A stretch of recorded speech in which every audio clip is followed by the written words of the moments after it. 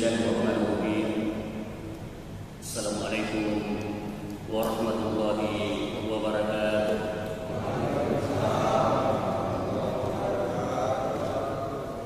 Alhamdulillahirabbil alamin.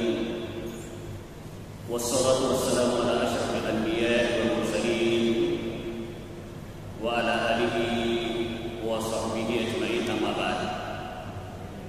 Faqad qala Allah Ta'ala fil Qur'anil Karim bi qoulihi ta'ala yuridu Allahu bikumul yusra wa la yuridu bikumul usra. Shadaqallahu azim. Jamaah subuh yang dimuliakan oleh Allah Subhanahu wa taala. Pertama-tama dan paling utama, mari kita senantiasa mengucapkan kalimat alhamdulillahirabbil alamin. Kalimat yang paling banyak kita ucapkan tanda puji syukur kepada kehadirat Allah Subhanahu wa taala.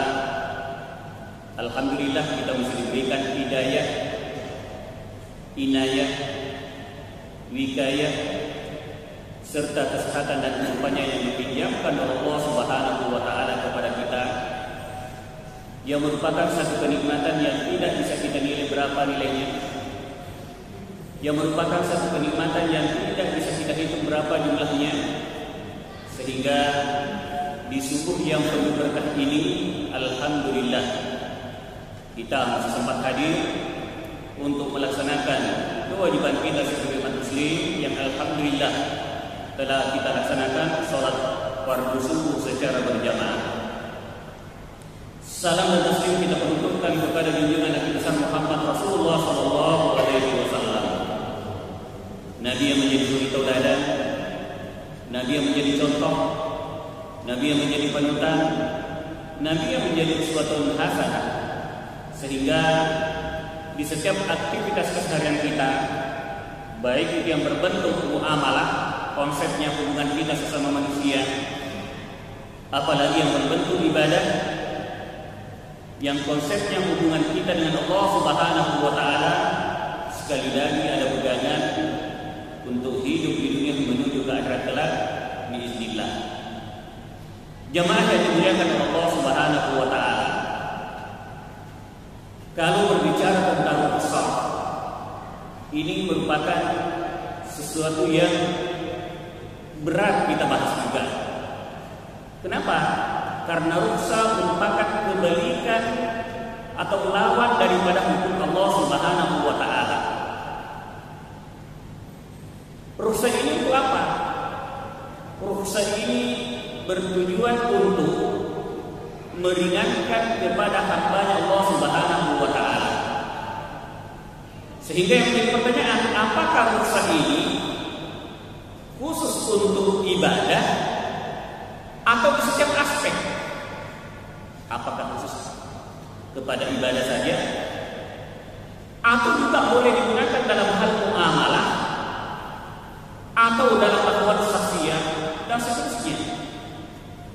Sehingga kita akan melihat daripada definisi daripada rukhsah. Kita akan melihat definisi daripada rukhsah, yaitu satu, ada yang mendefinisikan adalah kelembutan, keringanan, sehingga Bapak Ibu yang saya muliakan, ketika kita misalnya berkunjung ke Arab Saudi, umrahkah, hajikah, terkadang ketika kita berhadapan dengan penjual, terkadang kita menawar, sehingga orang itu mengatakan rakhis. Kita tanya berapa harganya, kan sebenarnya berapa harganya, begini, sehingga terkadang penjual itu mengatakan rakhis atau murah atau ringankan. Dari harga mahal dijadikan murah, artinya itu meringankan beban untuk membayar. Meringankan beban untuk membayar. Dari harga mahal diturunkan harganya, sehingga itu disebut dengan rakhis. Maka terkadang Bapak Ibu yang saya muliakan, arti daripada rukhsah ini sesuatu yang berat karena persoalan masyaqqah, ada uzur yang dihadapi oleh tetapi karena adanya uzur ini itu bisa diringankan. Sehingga saya tidak tulis di sini, sehingga as-Sarakhsi dalam definisinya beliau mengatakan mas'udi hadil udri ma'a baqa'i dalil muharram. Syekh Sarakhsi dalam kitabnya beliau mendefinisikan tentang rukhsah, yaitu apa-apa yang dibolehkan terhadap orang yang mempunyai uzur ma'a baqa'i dalil muharram, tetap dalil yang mengharamkan itu tetap hukumnya haram. Demikian juga Al-Baydawi mengatakan al-hukmu tsabit ala khilafi dalil al-udrin. Jadi menurut Baydawi, beliau mengatakan hukum tetap ada ala khilafi dalil al-udrin. Jadi kalau misalnya dikatakan ini haram, tetapi karena ada uzur, maka itu dikatakan khilaf dalil. Itu bertolak belakang dengan penetapan dalil yang mengatakan itu haram, lalu ada sesuatu karena uzur itu dibolehkan. Maka jemaah yang dimuliakan oleh Allah Subhanahu wa taala, ada beberapa pengertian daripada rukhsah ini. Yang pertama, istibahatu fi'lil muharram inda darurah. Jadi ada kalimat istibahah, dibolehkannya melakukan yang haram karena dalam keadaan darurat. Dibolehkannya melakukan perbuatan yang haram karena dalam keadaan darurat. Jadi tidak dikatakan dihalalkan, tetapi dikatakan istibahah, artinya dibolehkan. Kenapa? Karena hukumnya tetap haram, tetapi karena dalam keadaan darurat dibolehkan. Tidak dikatakan dihalalkan, tapi dibolehkan. Contohnya apa? Kastibahati akli mayyitati, dibolehkannya memakan bangkai. Usyurbil khamri inda darurah, atau minum khamar dalam keadaan darurat. Jamaah yang dimuliakan Allah Subhanahu wa taala, saya yakin kita tahu semua bahwa memakan bangkai hukumnya haram. Betul Bapak Ibu ya? Memakan bangkai hukumnya haram. Termasuk sembelihan yang tidak menyebutkan nama Allah Subhanahu wa taala, ini adalah bagian daripada bangkai. Memakan bangkai hukumnya haram, tetapi dalam keadaan darurat.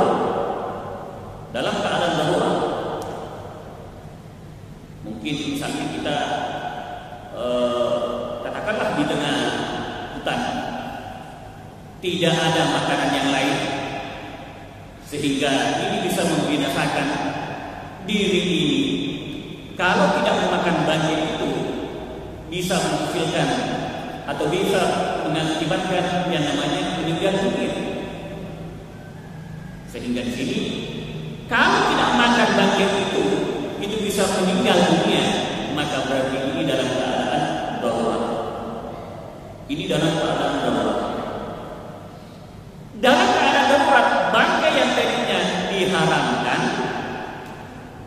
karena adanya uzur dalam konsep darurat ini, maka dibolehkan memakan bangkai yang tadinya haram, maka dibolehkan melakukan perbuatan yang haram karena adanya uzur dalam hal ini dalam keadaan darurat. Kita sampaikan bahwa minum khamar hukumnya haram, tapi karena misalnya itu bisa menjadi dawa, obat, atau misalnya kalau tidak ada minuman yang lain bisa mengakibatkan yang namanya kematian, tambah parah sakitnya misalnya, itu boleh diminum. Maka ini adalah bagian daripada melakukan perbuatan haram karena dalam keadaan darurat. Maka Maka ingat bahwa di sini dikatakan istibahatu fi'lil muharram, melakukan perbuatan yang haram inda darurat. Melakukan perbuatan yang haram dalam keadaan darurat. Tidak dikatakan halal, dihalalkan, tidak. Karena hukum haramnya memakan bangkai tetap haram. Hukum meminum khamar tetap haram. Tetapi karena dalam keadaan darurat, istibahah dibolehkan. Lalu termasuk istibahah tarkul wajib disyasyakan itu, dibolehkan meninggalkan yang wajib apabila ada masyaqqah, berat melakukan itu. Boleh melakukan, boleh meninggalkan yang wajib apabila dalam keadaan darurat, masyaqqah, sulit untuk melakukan. Kastibah fi Ramadan lil musafir wal marid. Kita sadari bahwa hukum berpuasa pada bulan suci Ramadan hukumnya wajib. Hukum berpuasa pada bulan suci Ramadan hukumnya wajib. Tapi karena dalam keadaan musafir, yang mana ketika misalnya dalam keadaan musafir berat untuk melakukan puasa, boleh meninggalkan begitu. Di waktu lain silahkan mengganti. Atau dalam keadaan sakit al-marid, atau dalam keadaan sakit boleh meninggalkan yang wajib. Sehingga dikatakan wa man kana maridan aw ala safarin fa iddatun min ayyamin ukhra. Barang siapa yang dalam keadaan sakit atau dalam keadaan musafir, maka ia boleh mengganti puasanya itu di waktu lain. Ini adalah merupakan kastibahati tarkul wajib, dibolehkan meninggalkan yang wajib. Isyakka fi'lihi, apabila berat untuk melakukan pada masa itu karena dalam keadaan sakit pada bulan suci Ramadan. Jangan memaksa dirinya, jangan memaksakan dirinya untuk berpuasa karena ini tahu bahwa ini adalah wajib. Tetapi kalau ia dalam keadaan sakit keras, maka ia diperbolehkan untuk meninggalkan yang wajib pada bulan suci Ramadan itu, dalam hal ini puasa, lalu mengganti di hari lain. Ini adalah istibah tarkul wajib. Terkadang ada pengecualian daripada hukum aslinya, hukum umum. Contoh misalnya Bapak Ibu, kalau berbicara tentang jual beli, ini dalam konsep muamalah. Kalau berbicara tentang jual beli, di antara hukum jual beli ada penjual, ada pembeli,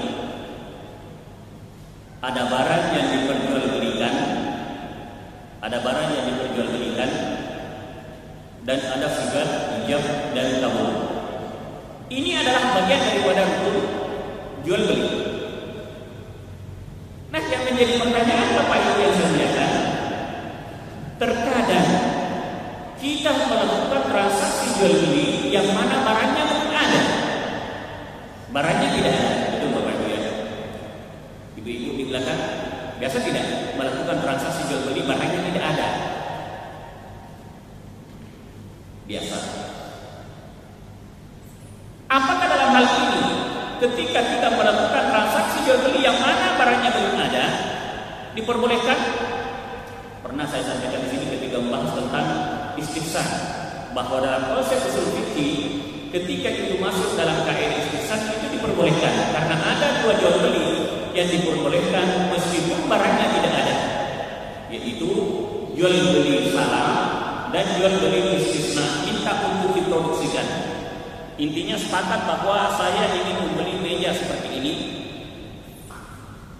ukurannya seperti ini, dibawa pada kesepakatan tanggalnya atau waktunya kapan diterima, maka mau bayar kontan, mau bayar cicil itu diperbolehkan. Kenapa? Karena ulama-ulama memperbolehkan yang namanya jual beli istisna dan jual beli salam. Barangnya belum ada, tetapi membayar, baik itu membayar arbunya atau DP-nya, lalu kemudian menyelesaikan pembayarannya ketika barangnya ada, itu bagian daripada transaksi jual beli yang diperbolehkan, dan ternyata ulama itu membahas dalam hal uzur. Lalu Bapak Ibu yang saya muliakan, ini ada beberapa uzur, ada beberapa hal pembahasan dalam rukhsah. Dibolehkannya yang namanya rukhsah karena adanya masyaqqah. Adanya masyaqqah, yaitu adanya menghalangi untuk melaksanakan daripada hal yang diperintahkan. Adanya hajiat dan adanya darurat. Maka timbul pertanyaan, apa saja yang bisa menjadi rukhsah dalam hukum Islam tersebut. Yang pertama adalah dalam keadaan safar, dalam keadaan bepergian. Ketika dalam keadaan bepergian, yang mana ulama Syafi'iyah menetapkan bahwa jarak tempuh perjalanan ini sekitar 86 km ke atas. Meskipun sebagian ulama ada yang menetapkan 1 hari 1 malam, tetapi Asy-Syafi'i menetapkan sebanyak perjalanan sepanjang 86 km. Maka contoh misalnya kalau kita melakukan perjalanan dari Batam ke Jakarta, dari Batam ke Jakarta itu sudah boleh dianggap bepergian karena sudah melewati jarak tempuh 86 km. Maka ketika dalam keadaan bepergian, banyak rukhsah, banyak keringanan yang kita bisa lakukan, termasuk misalnya menjamak sholatnya. Tadi dibahas bahwa boleh meninggalkan yang wajib. Kalau Anda merasa berat untuk berpuasa pada hari itu, Anda dalam keadaan safar di bulan suci Ramadan, ini masuk dalam kategori bepergian. Ini masuk dalam kategori bepergian. Tadi ayat menyebutkan wa man qala maridan aw ala safarin fa iddatun min ayyamin ukhra. Lalu al-marad, karena dalam keadaan sakit, banyak hal-hal yang bisa, artinya banyak hal-hal yang diberi keringanan terhadap orang yang dalam keadaan sakit. Contoh misalnya sakit demam tinggi, ia tidak mampu berwudu, kalau sentuh air bisa lebih parah demamnya, maka diberi keringanan untuk melakukan tayammum. Diberi keringanan untuk melakukan tayammum. Atau misalnya dalam keadaan sakit ia tidak sanggup untuk melakukan sholat berdiri, yang mana ketika kita memahami bahwa dalam perintah pelaksanaan sholat, aqimus sholata, dirikan sholat. Oleh itu ketika kita mau melakukan yang namanya perintah sholat, kita berdiri. Tapi dalam keadaan sakit tidak sanggup berdiri, boleh duduk.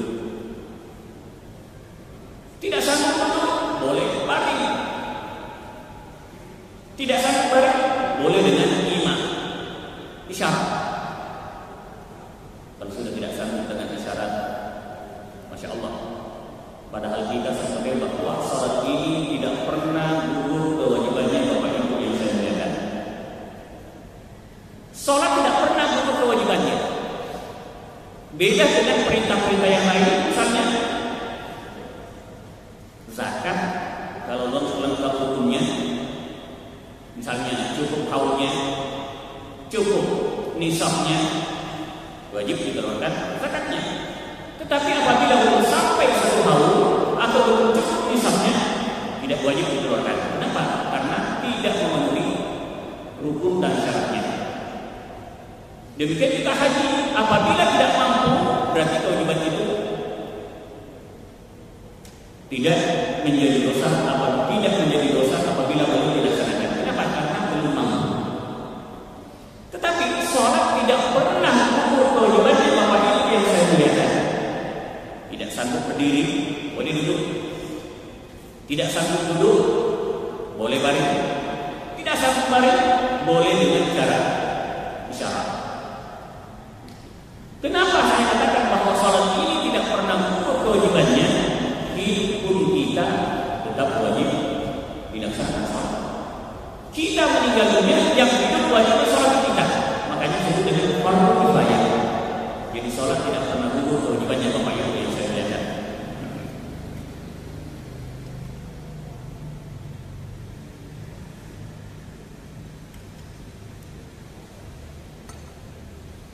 Yang ketiga, amnesia, lupa. Lupa apakah bagian daripada dosa? Ternyata ulama memasukkan bahwa lupa adalah bagian daripada dosa. Seperti ketika kita dalam keadaan berpuasa, baik itu dalam keadaan berpuasa pada bulan suci Ramadan, dalam hal ini puasa wajib ataupun puasa sunnah, tiba-tiba kita lupa sehingga minum atau makan. Ternyata ulama memasukkan bahwa lupa adalah bagian daripada rusak, bagian daripada keringanan. Dan sehingga ulama menetapkan ketika kita dalam keadaan berpuasa ternyata lupa, sempat minum tapi dalam keadaan lupa, sempat makan dalam keadaan lupa, maka puasanya silahkan melanjutkan puasa itu karena tetap dianggap sah daripada hukum puasa itu. Al-jahil, kebodohan, dalam artian tidak mengetahui perkara-perkara itu. Tidak mengetahui perkara-perkara itu. Tetapi jangan juga mengatakan bahwa supaya tidak ada dosa terhadap saya, tidak perlu saya menuntut ilmu, sehingga saya termasuk orang yang tidak mengetahui maka tidak ada hukum yang kena saya. Jangan. Kenapa?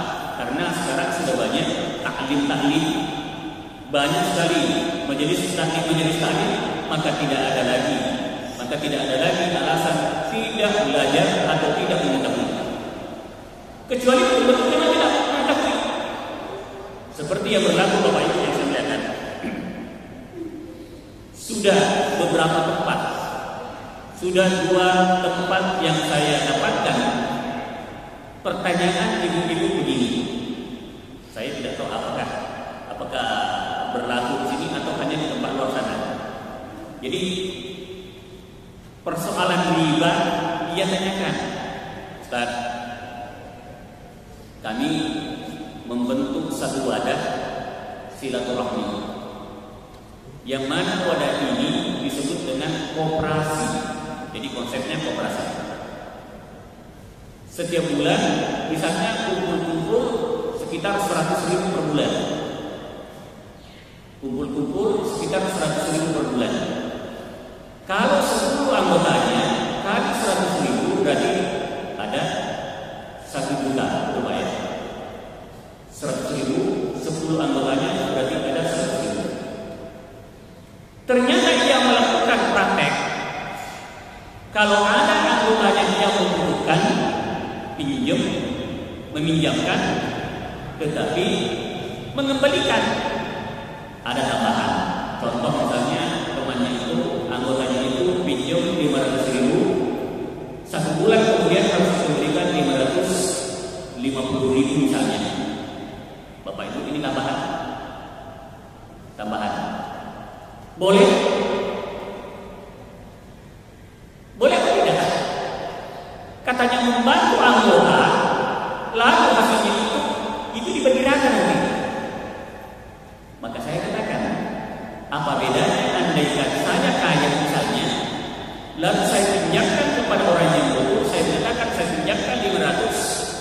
kembalikan nanti 500 ini bagian daripada hal yang diperbolehkan. Tidak ada bedanya. Karena konsepnya adalah pinjam meminjam, ada tambahan, maka itu adalah bagian daripada yang diharapkan, karena itu adalah bagian daripada riba.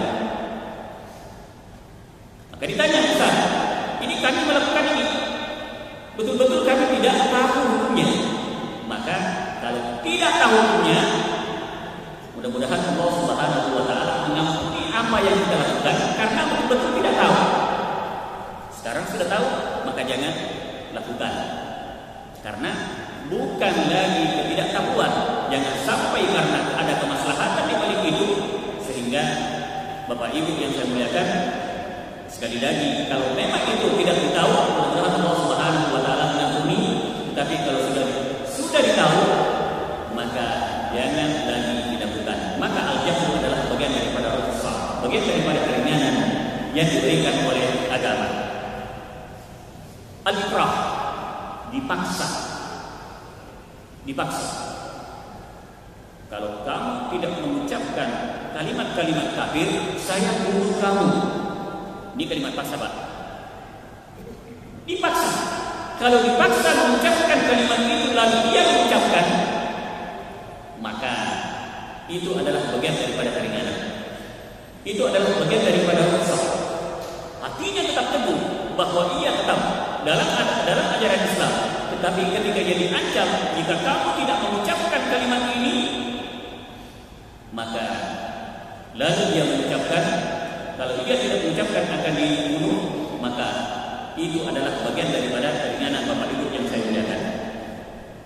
Maka dalam hal ini kurang akal kekurangan dan ini bagian daripada tidak pengetahuan. Maka Bapak Ibu yang saya muliakan, dari pembahasan kita yang ada di atas ini muncul beberapa kaidah. Yang pertama, al-masyaqqatu tajlibut taysir. Masyaqqah, kesusahan, keberatan melakukan hal itu bisa mendapatkan keringanan. Contoh tadi kalau misalnya di Arab, di sana ada yang disebut dengan musim dingin. Kalau terlalu dingin, berat atau susah untuk melakukan wudu dengan air, maka diperbolehkan untuk melakukan tayamum. Termasuk misalnya Bapak Ibu yang saya muliakan, disebut di sini at-tarhis bi syartil kufri lil muksyan. Diperbolehkannya atau diringankannya bagi orang yang haus sekali, tidak ada lagi minuman selain khamar, maka ia diberi keringanan.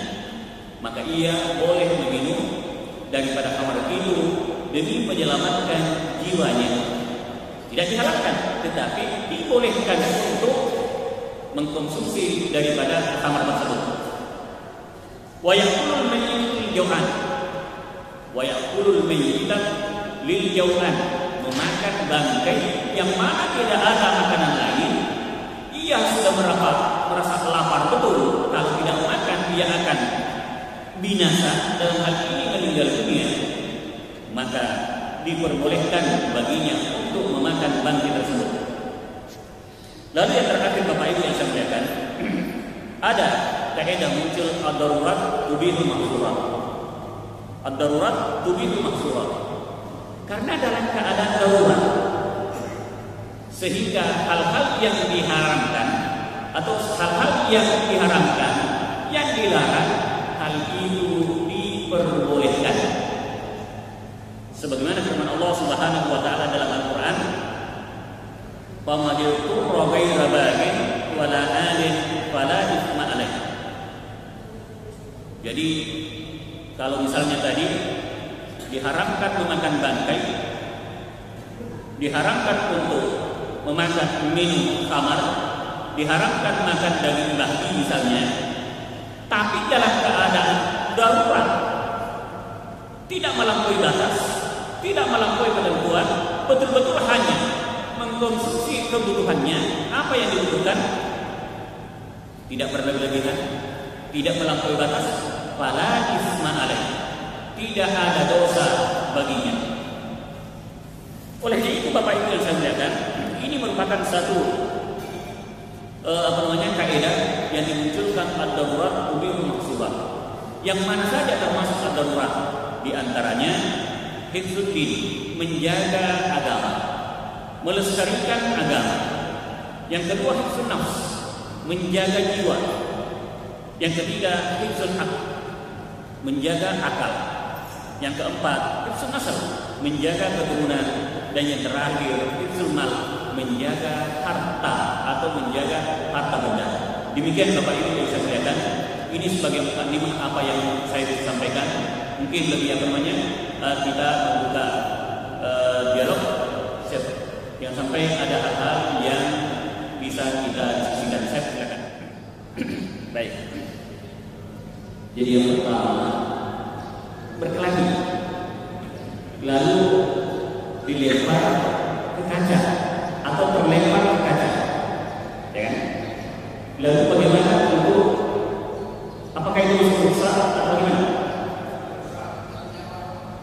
Siapa yang bertanggung jawab? Jadi kasusnya harus dilihat per kasus.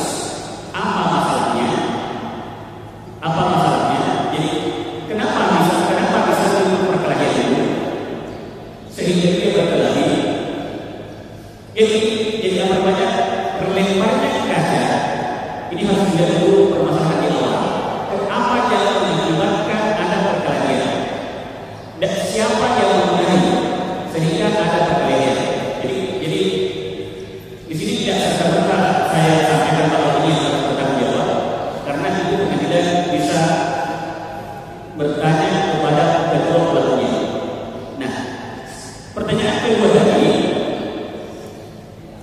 menolong ibu yang dalam keadaan teraniaya, begitu tadi.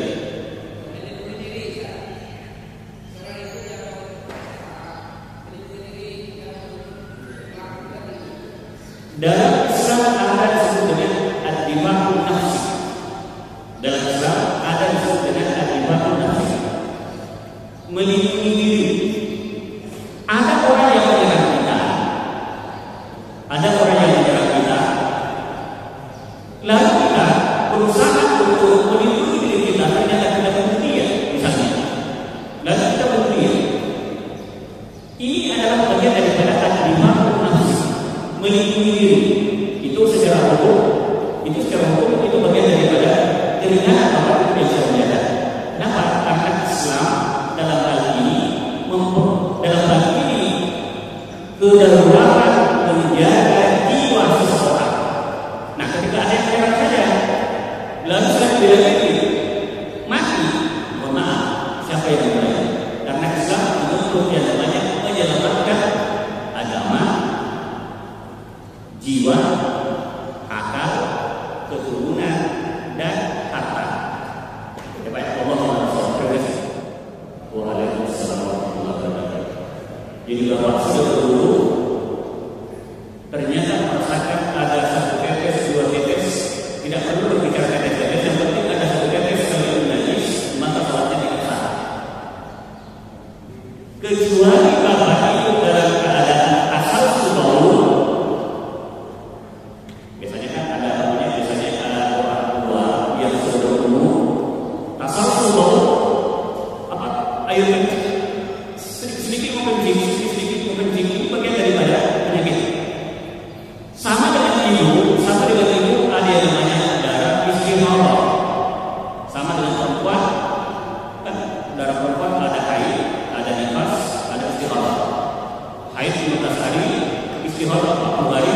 Nah, haid paling lama 12 hari, nifas paling lama 40 hari. Setelah itu lebih daripada itu disebut dengan istihadah. Yang mana hukum istihadah? Seperti orang suci, masih ada darah keluar, tetapi seperti orang suci, boleh berpuasa, boleh menyanyi, boleh melakukan hubungan suami istri. Tetapi andaikan dia mau sholat, bagaimana caranya? Ini sama dengan orang tersebut. Ini banyak yang lagi kalau misalnya sudah berumur 60 tahun, 70 tahun, ini banyak yang menang. Nah, bagaimana caranya untuk melaksanakan sholat? Satu, kita membersihkan kelamin kita, laki dan perempuan, lalu kita membalut dengan pembalut. Satu. Kedua, kita melakukan detik-detik atau sebentar lagi masuk waktu sholat, kira-kira 3 menit atau 4 menit masuk ke toilet membersihkan. Perempuan yang mengalami istirahat atau laki-laki yang mengalami satu silakan bersihkan. Lalu dibalut dengan pembalut. Setelah itu berwudu, maka bapak itu dalam keadaan suci. Karena dalam keadaan tasawuf bau sedikit-sedikit mengencing, demikian juga ibu dalam keadaan istirahat sudah melakukan wudu, maka itu sudah dalam keadaan suci. Nah, andaikan tadi bapak mengatakan ada 1 tetes, 2 tetes, 3 tetes yang menetes dalam keadaan tasawuf bau atau ibu dalam keadaan istirahat, maka itu tidak menjadi pembatal sholat yang kita laksanakan. Tapi itu adalah bagian daripada penyakit, maka itu adalah bagian daripada wudu, maka itu adalah bagian daripada rukhsah. Hanya saja yang menjadi catatan, ketika mengalami yang namanya tasawuf bau, perempuan yang mengalami namanya istirahat, wudunya itu untuk satu sholat fardu. Wudunya itu satu sholat fardu. Jangan menunggu. Nah, baru saja melaksanakan sholat maghrib, nunggu isya padahal sudah netes, pergi bersihkan kembali, lakukan apa yang semula, bersihkan, balut, wudu, sholat isya. Demikian juga yang laki-laki atau orang tua yang laki-laki namanya tasawuf bau. Kalau pertanyaan bapak mengatakan tadi sudah berwudu, ternyata ada 1 tetes, 2 tetes, 3 tetes, tidak perlu berbicara tetes-tetes. Ada 1 tetes pun, jangankan kencing, mandi pun, air mandi. Apa yang maksud dengan air mandi? Air benih yang keluar karena ada syahwat. Dipikirkan apa? 1 tetes batal wudunya, sehingga sholatnya itu juga tidak sah. Demikian Pak ya. Allah Taala berfirman. Pakaiannya sudah ada najis. Pakaiannya harus diganti.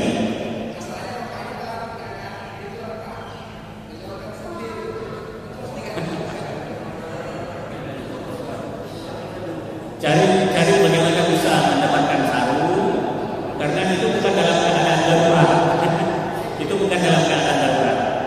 Kecuali kalau misalnya bapak dalam keadaan sakit, mengalami dari sedikit-sedikit kucing, ibu-ibu dalam keadaan istirahat, perempuan yang istirahat, hukumnya seperti orang yang suci.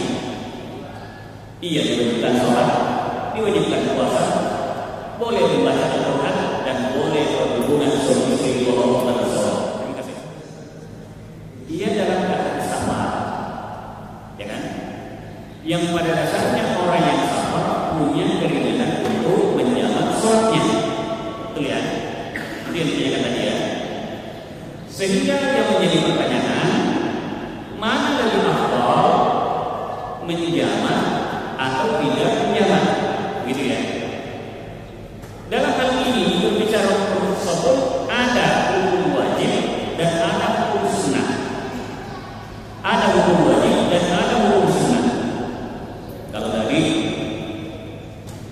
sakit tidak makan bangkai akan meninggal dunia, maka diwajib. Maka urusan yang diwajibkan untuk mengkonsumsinya. Lalu yang Anda tanyakan, yang Bapak tanyakan dalam keadaan sabar, diberi keringanan, diperbolehkan untuk menjamak sholatnya, ini masuk dalam kategori sunnah.